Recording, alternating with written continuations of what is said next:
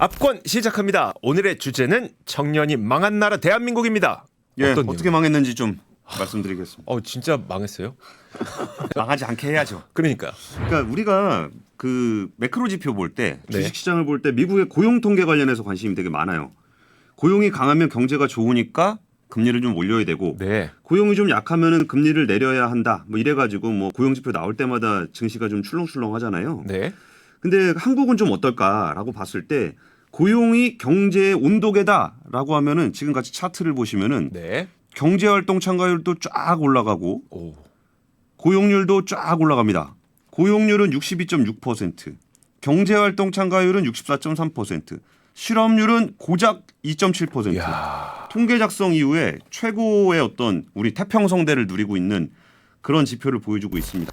근데 요새 기사를 보면은 엄마는 일하고 애들은 논다. 뭐 이런 얘기들 되게 많거든요. 네. 그럼 도대체 이게 무슨 일이 벌어지고 있는 걸까에 대한 이야기를 좀 해보는데 결론부터 말씀을 드리자면은 우리 경제의 평균적인 수준은 높아진 건 맞아요. 근데 청년들이 가고 싶은 미래 일자리는 잘 만들어지지 않고 이미 시대가 지나서 청년들이 가고 싶어하지 않는 일자리에는 너무나 많은 돈을 쓰고 있다. 그리고 저는 이게 매우 정치적인 이유라고 생각합니다. 네. 아직 만들어지지 않은 일자리는 표에 도움이 안 됩니다. 근데 정리해야 할 곳을 정리를 하게 되면 표가 떨어지게 되는 거죠. 혹시 일자리 통계에서 그냥 질 낮은 일자리가 많아진 겁니까? 그러면? 질 낮은 일자리냐 아니냐 요거를 평가하는 기준 중에 하나는 우리나라에서는 이제 정규직, 비정규직 이런 얘기를 되게 많이 했었어요. 네. 그러면은 여기서 한번 같이 보시죠. 임금 근로자가 32만 7천 명이 늘었는데 그중에 상용 일자리가 무려 47만 8천 명. 와. 질이 좋아졌죠. 그러네요. 임시직이라든지 일용직은 오히려 줄었습니다. 그러니까 우리가 그동안 정규직을 늘리기 위해서 참 많은 정책들을 썼었잖아요. 네. 근데 제도적으로 임시직이나 한 2년 쓰면 다 정규직 전환 해줘야 되고 뭐 그런 제도들이 많이 생기다 보니까 정규직 일자리가 많이 늘어났습니다. 근데 최저임금인데 정규직이야 라는 것과 그 미래가 있고 위험이 있는 스타트업 그런 데서 거기가 정규직이라고 청년이 가고 네. 정규직이 아니라고 청년이 안 가고 막 그러지 않잖아요. 네. 그냥 최저임금 꾸준하게 주는 정규직 자리가 아니라 약간 좀 리스키하지만 정규직은 아니지만 뭔가 비전이 있는 물론 대부분 망하겠죠. 네. 대부분 망하겠지만 그중에 몇 개가 대박이 나면 거기서 또 성장 동력이 만들어질 수 있는 거잖아요. 네. 그러면 청년들은 어딜 가고 싶어 할 것인가 라고 한다면 그냥 최저임금 꾸준하게 주는 정규직보다는 한번 미래를 위해서 도전해 볼 수 있는 그런 일자리를 좋아하겠죠. 네. 그런 얘기들이 앞으로 계속적으로 이어질 겁니다. 그럼 엄마가 일하고 자녀는 논다는 게 어떤 의미인지를 한번 통계를 하나하나 살펴볼게요. 네. 2023년 취업자 통계입니다. 보면은 전체가 32만 7천 명이 취업을 했습니다. 네. 근데 그 중에서 60세 이상이 36만 6천 명. 어디서는 취업률이 떨어졌다는 얘기네요. 60세 미만은 3만 9천 명이 감소했다는 겁니다. 그러니까 일자리가 늘어났는데 네. 60세 이상 일자리만 늘어난 거예요. 60세 미만은 일자리가 오히려 줄었습니다. 그러면 그냥 생각해 봤을 때 그 우리나라 경제의 미래를 이끌고 가는 것이 네. 60세 이상이 취업하는 일자리일 것인가 아니면 60세 미만이 취업하는 일자리일 것인가 라고 생각하면 너무나 답은 뻔하죠. 네. 그러면 이거를 성별로 한번 다시 보겠습니다. 성별로 봤을 때 32만 7천 명 중에 여성이 30만 4천 명, 남성은 2만 4천 명. 여성분들의 사회적 지위가 높아져서 그런 거 아닙니까? 뭐 그렇게 볼 수도 있죠. 네. 그런데 남자들은 도대체 뭐 하는 거냐? 이거를 사람을 기준으로 원인을 따지게 되면 네. 남자는 놀고 여자는 일한다. 아. 이렇게 볼 수 있겠죠. 네. 근데 이거를 여자가 일하는 일자리는 늘고 네. 남자가 일하는 일자리는 준다. 네. 라고 한번 보시면 관점이 좀 달라집니다. 그러면 이 두 개의 숫자를 한번 엮어보겠습니다. 성별과 연령대를 합친 거예요. 남자 취업자가 2만 4천 명인데 60세 이상 남자가 16만 1천 명, 네. 60세 미만은 마이너스 13만 8천입니다. 모든 남자가 일을 안 하는 게 아니고 네. 60세 미만 남자가 일을 안 합니다. 네. 그럼 여성은 30만 3천 명 중에 60세 이상이 20만 4천 명이 일을 하고 60세 미만은 9만 9천 명이 일을 합니다. 네. 그러니까 결국 내용을 보면 아까 일자리의 관점에서 봤을 때는 60세 이상 여성이 일할 만한 일자리는 늘어나고 네. 60세 미만 남성이 일하는 일자리는 줄어들고 있다라고 그러네요. 볼 수 있는 거예요. 그러면 나머지 사람들은 뭐 하고 있냐라고 네. 한번 같이 보시죠. 비경제활동 인구라는 게 있습니다. 경제활동 인구 중에 취업한 사람이 취업자고 네. 경제활동 인구 중에 노는 사람이 실업자입니다. 네. 그냥 취업 시장에 안 나간 사람, 그렇죠. 경제활동에 안 잡히는 분들, 네. 요 사람들을 비경제활동 인구라 그러는데 예. 그 사람들이 전반적으로 보니까 비경제활동 인구가 무려 13만 4천 명이 감소했습니다. 네. 그러니까 일 안 하려는 사람, 일을 할 상황이 아닌 사람은 줄었다는 거예요. 네. 그럼 어디서 줄었냐? 보니까 육아에서 14만 명이 줄었습니다. 오. 아니 엄마가 육아를 하려면은 네. 일을 못 하는 게 맞잖아요. 그렇죠. 근데 애는 안 낳고 그 육아를 하느라고 일을 안 하는 사람은 줄었다는 거예요. 네. 그럼 도대체 비경제활동 인구에서 뭐가 늘었는가라고 봤더니 재학 수강 공부합니다가 네. 늘었고요. 심신장애 아픕니다가 음. 늘었고 쉬었음 그냥 쉬고 있습니다. 이 사람이 늘었어요. 이 세 가지의 공통점이 묶어보면 어떻게 되냐면 뭐 하세요? 라고 얘기했을 때 일자리를 구하고 있습니다는 실업률로 잡히니까 아닙니다. 그렇죠. 거기서 취업하려고 공부해요가 있고 그냥 놀아요 하는 사람이 있고 좀 설문조사 할 때 네. 논다 그렇게 좀 그렇잖아요. 그렇죠. 아니, 뭔가 자존심 상하죠. 네, 그럴 때는 그러면은 몸이 좀 아파서요. 네. 그러면 공부하고 아프고 쉬는 사람이 증가를 하면서 전체 비경제활동 인구는 13만 4천 명이 감소했지만 공부하고 아프고 쉬는 사람은 늘고 있다. 이게 아프니까 청춘이다. 그 말이네. 이 말을 이런 식으로 쓰면 안 되는데 이런 일들이 벌어진다는 거예요. 네. 그러면 취업에서 가장 많이 늘어나는 부분이 어딘가 제가 계속적으로 말씀드리는 게 사람을 원인으로 찾지 말고 일자리를 원인으로 찾아보자는 거예요. 네. 거기서 제일 많이 늘어난 직업은 보건업 및 사회복지 서비스업이에요. 근데 여기서도 특징을 한번 살펴보면은 우리가 그냥 쉽게 생각을 해볼게요. 네. 보건업이라고 한다면 간호사, 조무사, 뭐 치의생사 이런 부분들이 보통 보건업이고 네. 사회복지 서비스업이라 그러는 것은 뭔가 케어 쪽이잖아요. 네. 그럼 생각해 보면 케어 쪽에 어떤 사람들이 많이 일을 하고 보건 쪽에 어떤 사람이 일을 할까? 두 개 다 공통적으로 여성 비중이 높은 일자리입니다. 네. 거기서 특히 보건업은 상대적으로 젊은 여성들이 많이 찾는 일자리예요. 보건업이요? 예. 거기 어떤 직종이 있어요? 간호사, 조무사, 간호사. 치의생사 이런 것들이 다 젊은 여성들이 많은 일자리라는 거죠. 네. 반면 사회복지 서비스업은 연세가 좀 있는 여성분들이 많이 가요. 맞아요. 그러면 제일 일자리가 많이 늘어나는 보건 및 사회복지 서비스업만 보더라도 보건업은 성장률이 꺾였습니다. 증가율로 보면 확 떨어졌죠. 간호사 조무사분들의 성장률이 떨어진 거네요. 예. 그리고 사회복지 서비스업은 가파르게 늘고 있습니다. 지표로 보더라도 많이 안 떨어졌죠. 네. 그러니까 이 부분에서 보더라도 일자리적인 측면에서 봤을 때 좀 다르다는 거예요. 그럼 이 통계들을 봤을 때 청년은 일을 안 하고 엄마들은 나가서 일한다라고 보면서 애들이 일을 안 하는 게 문제다, 게을러서 문제다, 뭐 이런 것들의 문제라고 보기는 좀 어려워요. 네. 청년들이 취업을 할 때는 미래를 보고 합니다. 아니 뭐 지금 당장 뭐 밥 벌어먹고 살 것도 없는데 쉬느니 나가서 일하는 게 좋지 않냐라고 생각하실 수도 있겠지만 우리가 공공연하게 알고 있잖아요.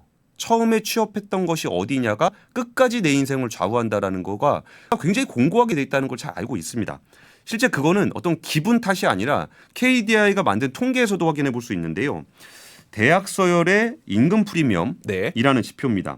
이건 뭐냐면 4년제 대학을 서열을 정한 다음에 5개 분위로 구분을 하고 제일 높은 게 5, 네. 제일 낮은 게 1에서 졸업자들의 어떤 평균 임금을 빼본 겁니다. 네. 그러면 여기에 대한 비율이 20살 때도 25% 정도 네. 격차가 있고 그 뒤에 34, 46, 51 점점점 격차가 커집니다. 네. 좋은 대학교 나와서 좋은 직장 취업하면은 40대까지 계속적으로 임금 격차 커지고 나중에 은퇴할 때가 되더라도 그 격차는 해소가 안 됩니다. 그러면 대학교 한번 들어가면 내 평생의 임금이 결정된다는 얘기인가요? 그렇죠. 좋은 대학 나와서 좋은 직장 들어가면 평생 내 임금 격차는 상위에 있습니다. 그랬을 때 청년들한테 아유 적당한 데 들어가서 네가 열심히 하면 언젠가 잘 될 수 있을 거야 라고 얘기할 때 통계적으로 그 말은 틀린 말이라는 거죠.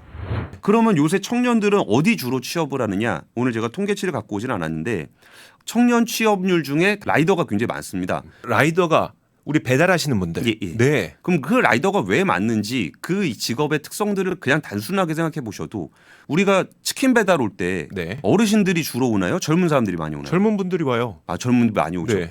근데 라이더는 네. 그냥 건 바이 건으로 받잖아요. 그렇죠. 많이 하면 많이 할수록 내 수입이 높아지죠. 누가 뭐 시키는 사람도 없잖아요. 네. 그러니까 오히려 젊은 층은 최저임금 주는 중소기업에 가느니 똑같은 최저임금을 받더라도 단순 노무, 라이더 그리고 라이더도 열심히 하면 또 많이 받잖아요. 맞아요. 그런 쪽으로 더 많이 간다는 거예요.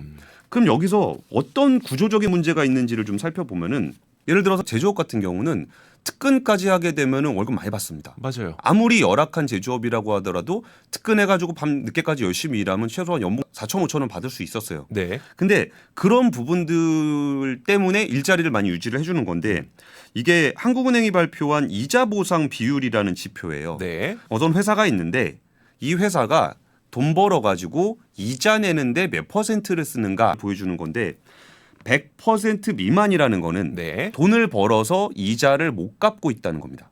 그러니까 돈을 벌어가지고 이자를 갚고 뭐가 남는다. 네. 그럼 100%가 넘죠. 어. 근데 100%가 안 된다는 거는 그만큼 현금 창출 능력이 떨어진다는 겁니다. 네. 그런 기업의 비중이 무려 42.3%.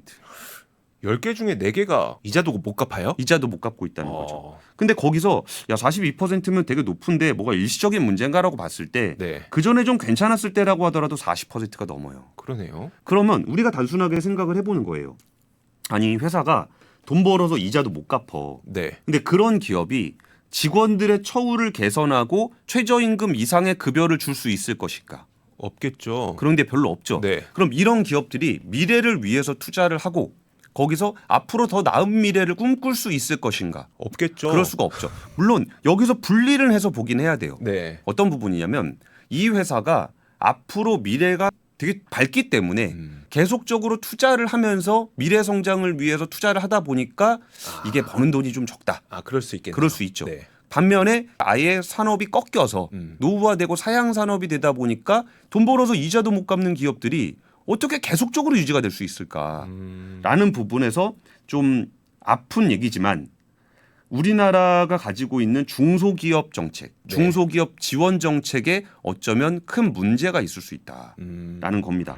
그러니까 중소기업에다가 지원하는 금액은 정부가 연간 22조 원, 예산의 4.7%를 정책 자금으로 공급하면서 중소기업을 육성하고 있습니다. 네.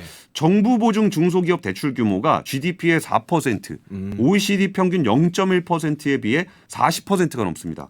직접 지원 규모는 워낙 항목이 다양해서 집계를 할 수 없지만 중소기업 지원을 많이 하고 있다라는 거는 누구나 다 알 수 있을 거예요. 근데 어떤 정당이 됐건 간에 아니면 어떤 정치권이 됐던 간에 중소기업을 살리고 육성해야 된다는 데는 다 공감할 거잖아요. 공감하죠. 네. 그러니까 이렇게 많은 지원 사업들을 하고 있습니다. 어. 지원 기관만 보더라도 중기벤처부, 진흥공단, 진흥원, 유통센터, 창업진흥원, 진흥공단 이렇게 수많은 정책들로 중소기업을 지원하고 있는데 네. 여기서 중소기업을 지원한다는 정책을 반대하는 사람은 없어요. 네. 한국 경제의 기둥이 돼서 성장을 한다면 누가 이걸 반대하겠습니까? 그럼요. 그런데 그런 게 아니라 성장 잠재력이 없고 노력도 별로 안 해요. 왜냐하면 미래가 안 보여. 네. 그냥 뭐 지금껏 하다가 열심히 하면 잘 되겠지가 아니라 현상 유지를 하는데 정부 지원으로 생존을 하는 기업들만 늘어난다면 이런 일자리에서 청년들이 거기에 과연 가고 싶어 할 것인가? 아니겠죠. 그렇지 않죠. 네. 그러면 기존에 있던 사람들만 계속적으로 있는 구조가 되는 거고 그렇다 보니까 우리는 이런 부분에 돈을 많이 쓰고 있는데 과연 이런 일자리들이 우리의 미래에 대단하게 도움이 되고 청년들의 어떤 일자리 창출에 도움이 될 것인가 라고 본다면 그렇게 바람직하지 않은 쪽이 돼가고 있다는 거예요. 네. 그리고 여기서 또 하나 말씀드리고 싶은 분은 예전에는 일자리를 창출하는 게 되게 어려우니까 네. 있는 일자리를 지원함으로써 일자리가 최고의 복지다. 아주 명언이죠. 일자리가 복지다. 네. 이 말은 맞는 말입니다. 왜냐하면 이 일자리가 사라져가지고 거기 있는 사람들이 실업자가 되면 그 사람들은 다시 정부가 지원을 해야 되는 사람들이 되기 때문에 네. 일자리를 유지시키는 것이 복지이자 정부의 정책 자금 부담을 덜어줄 수가 있었어요. 네. 근데 지금은 세상이 많이 변해서 예전보다 이자 보상 배율이 낮은 성장성이 없는 기업의 체력은 더더욱 약해졌습니다. 네. 그리고 이런 일자리를 청년들이 가고 싶어 하지 않으니까 결국 그 자리를 메워야 된다라고 주장하는 것이 외국인 노동자입니다. 그러면 예전에 일자리가 복지다. 네. 그러니까 이게 이자 보상 비율이 좀 안 되고 성장성이 없는 이른바 정부 지원이 아니면 살아남을 수 없는 좀비 기업이라 하더라도 네. 일자리를 유지하는 것에 목적이 필요하기 때문에 이 지원을 해야 된다라는 명분이 있었어요. 네. 근데 지금은 그런 일자리에 청년들이 가지도 않을 뿐더러 외국인 노동자를 고용해야 된다? 그러면 외국인 노동자를 고용하는 일자리를 유지하기 위해 우리나라가 정책 자금을 지속적으로 써야 된다라는 답이 나와요. 네. 그게 맞을까요? 외국인 일자리 창출을 위해서 우리나라 예산을 쓴다? 뭔가 이상하잖아요. 근데 또 안 하기도 좀 그렇잖아요. 그러면 여기서 우리는 선택을 해야 되는 거예요. 네. 뭔가 경제 규모가 뭐 GDP $10,000, 뭐 $15,000 이렇게 될 때의 산업군과 지금 $30,000가 넘어가는 이 상황에서 산업군은 달라요. 그러면 예전에 $15,000 정도 시대에 맞는 일자리들을 지금까지 계속적으로 유지를 하고 네. 산업 경쟁력이 없어진 상황이었기 때문에 정책 지원을 계속적으로 하고 그 정책 지원을 해서도 안 되니까 임금 수준을 낮춰야 되고 임금 수준을 낮추다 보니까 우리나라 사람들은 취업을 안 하고 외국인 노동자를 데려오고 와서 유지를 시켜줘야 되는 일자리를 계속적으로 지원하기 위해서 우리는 얼마나 많은 자금을 쓰고 있는가. 그럼 여기서 얼마나 많은 자금에 절대 총액을 얘기하지 않을게요. 네. 그러면 우리는 어느 쪽에다가 자금을 좀 더 집행해야 되는가. 그걸 좀 생각하면 달라질 것 같긴 해요. 그렇죠. 15,000불 시대의 일자리와 그런 일자리를 영위하는 기업들을 생존시키기 위해서 네. 돈을 벌어갖고 이자도 못 내는 기업 이기 때문에 직원들의 처우 개선을 할 수도 없고 오히려 경쟁 상대들을 잠식하는 경쟁 상대를 잠식한다는 건 뭐냐면 예를 들어서 10,000원에 팔아야 되는데 8,000원에 그냥 팔아요. 그리고 2,000원은 정부 지원으로 메워요. 네. 그러면 원가가 12,000원이면 자생적으로 살 수 있는 기업은 최소한 12,000원 이상이 돼야 되는 거고 그렇죠. 그런 기업들이 공격적으로 혁신을 한 다음에 나머지 기업들이 무너졌을 때 얘네들을 흡수해서 규모의 경제를 형성하고 그 규모의 경제를 형성함으로써 원가를 떨어뜨려서 계속적으로 혁신을 이어가는 그런 기업들이 나올 수가 없는 거예요. 왜냐하면 그렇지 않은 기업이 8,000원에 팔고 있으니까. 네. 그러니까 결국은 우리나라 사람들을 고용하지도 않고 성장성도 없고 오히려 혁신 기업의 발목을 잡는 기업들을 지원하기 위해서 너무 많은 돈을 쓰고 있다는 거예요. 정작 그쪽에다 돈을 쓰면서 혁신적인 기업들이 나갈 수 있는 재원을 오히려 잠식하고 있는 부분들. 그것이 지금의 고용 통계가 보여주고 있는 굉장히 적나라한 한국의 현실이라는 겁니다. 네. 근데 이 부분은 국내에서만 나오는 얘기가 아니라 OECD의 한국경제 보고서입니다.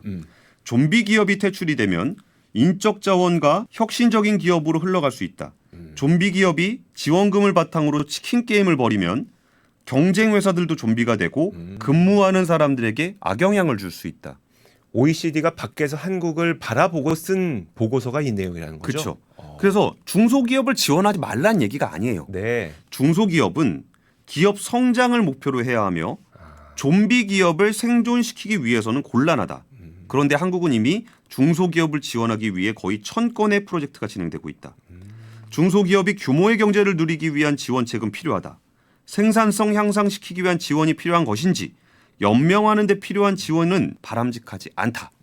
이런 얘기를 하고 있는 겁니다. 네. 그러면 진짜 시대의 변화를 우리가 인식을 해야 돼요. 우리는 거의 한 10년 만에 15,000불에서 30,000불 시대가 됐기 때문에 우리 경제 체질이 변화됐다라는 것들을 인지하기가 어렵습니다. 예전에는 정규직 근로자 고용만 많이 일어나면 안정적인 일자리가 되는 거라고 생각했었고 네. 그런 부분에 포커싱을 해서 그런 기업들을 계속적으로 지원을 해왔어요. 중소기업들도 생산성이 없더라도 정규직을 하도록 했고 여기가 만약에 생산성이 부족해서 퇴출이 돼야 되는 기업이라 그러면 지원을 통해서 생존을 시켰습니다. 그럼 우리가 지금 봤을 때 왜 엄마들이 나가서 일을 할까라고 생각해 보면은 젊은 시절에는 부족한 사회 인프라 때문에 애 키우느라 경력 단절됐다가 이제 와서 사회복지 서비스업 진출하면서 취업자 수 늘어나는 게 한국 경제 미래에 뭐 그렇게 많은 도움이 될 거냐는 거예요. 그리고 이런 일자리는 노령 인구가 늘어남에 따라서 늘어날 겁니다. 그렇다고 해서 이게 우리나라의 신성장 동력이 될 수가 있는 것인가?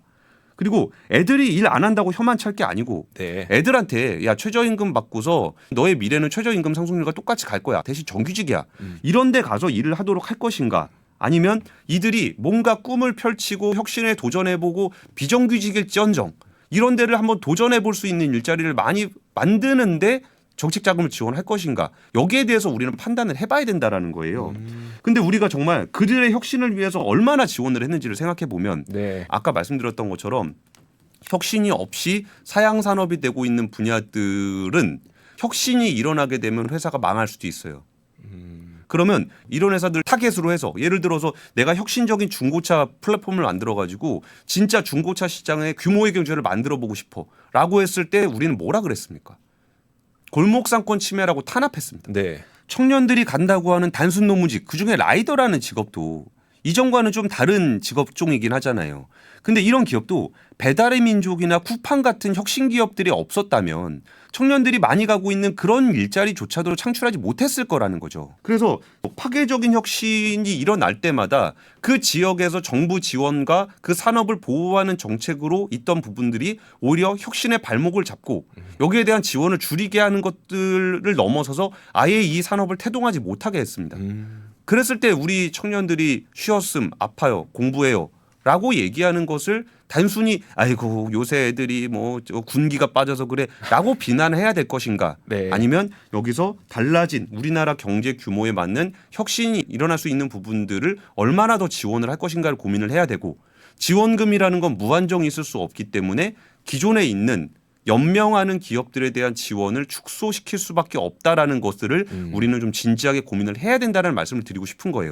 하지만 쉽진 않을 거다. 네. 우리가 처음 얘기했던 것처럼 기존의 지원을 받으면서 연명하고 있는 곳에 종사하는 사람들은 많고 네. 그 사람들에 대한 지원은 정치적으로 꽤 힘을 받습니다. 그런데 혁신과 규제 개혁을 통해서 뭔가 만들어질 수 있는 영역은 아직 그 사업을 영위하고 있는 사람이 없기 때문에 그렇죠. 잘 표가 되지 않아요. 그리고 그런 것들에 도전하는 친구들이 공부하고 있다, 아프다, 쉬고 있다라고 얘기할 때 그 사람들이 혁신과 규제 개혁을 해준다고 해서 그럼 그 정치 세력을 지지할 것인가? 그 부분은 결과가 설명해 주는 거지 원인으로 설명할 수 있는 부분들은 아니거든요. 그래서 우리나라의 신성장 동력이 많이 떨어진 현실을 고용률 통계가 보여주고 있고 이 고용률 통계를 통해서 볼 수 있는 우리의 미래는 답은 뻔하지만 풀어가기는 굉장히 어려울 것 같다라는 말씀을 좀 드리고 싶습니다. 지원하지 말자는 얘기가 아닙니다. 어디에 더 많이 지원해야 될지 고민해보자는 겁니다. 어차피 썰 세금이라면 외국인 일자리를 창출하는 좀비 기업을 지원하는 것보다는 청년들이 가고 싶은 일자리를 만드는데 쓰는 게 낫지 않겠냐 이런 얘기를 하고 싶은 겁니다. 그리고 중소기업들도 내가 좀 정체돼 있다고 하더라도 진짜 우리 근로자들은 처우를 개선하고 나의 산업을 성장시키기 위해서 뭔가를 해야 된다. 그렇게 움직이고 있다. 노력하고 있다. 그런 데는 당연히 지원을 해야 되는 겁니다. 그렇죠. 그래서 지원을 어디다 할 것이냐에 대한 얘기지 지원을 하냐 마냐에 대한 얘기가 아니라는 점을 좀 강조드리고 싶습니다. 우리 청년들 그렇게 게으르지 않습니다. 여러분 잘하고 있어요. 우리 어른들이 더 만들어줄게요. 압권이었습니다.